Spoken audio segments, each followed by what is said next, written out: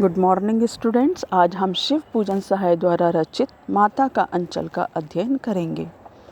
माता के अंचल में हम देखते हैं कि इसमें शिव पूजन सहाय जी ने, यानी जो इसके लेखक हैं, उन्होंने अपने बचपन की स्मृतियों को उकेरा है।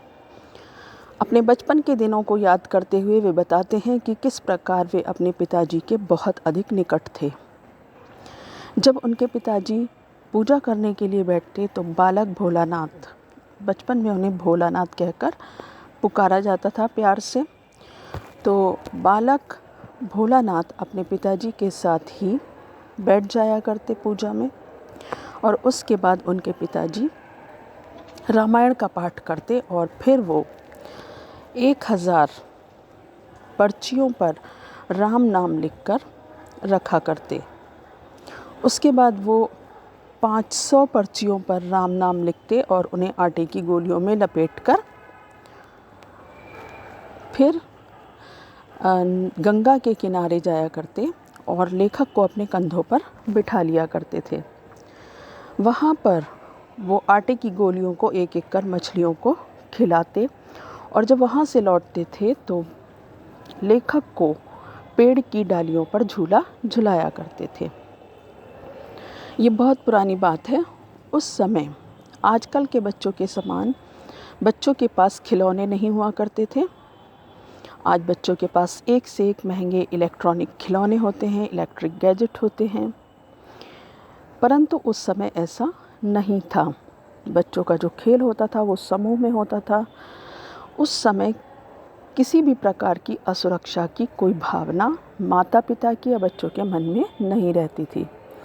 बच्चे समूह में खेला करते थे।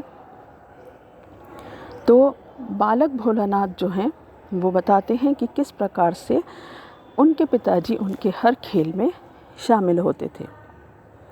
घर आने के बाद फिर पिताजी भोजन करते थे, तब भी बालक भोलानाथ उन्हीं के साथ भोजन किया करते थे।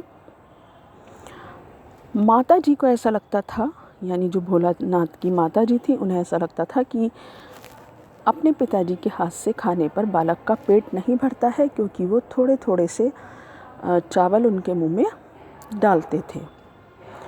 तो वो कहती थी कि तुम्हें बच्चों को खिलाना नहीं आता है, और वो उनके हाथ से जो दूध और भात होते थे, यानी दूध और चावल का कटोरा था, वो उनके हाथ से लेकर बालक भोलानाथ के मुंह में बड़े बड़े कौर दिया करती थी। और बालक को बहलाने के लिए उन्हें अलग अलग पक्षियों के नाम से खिलाया करती थी।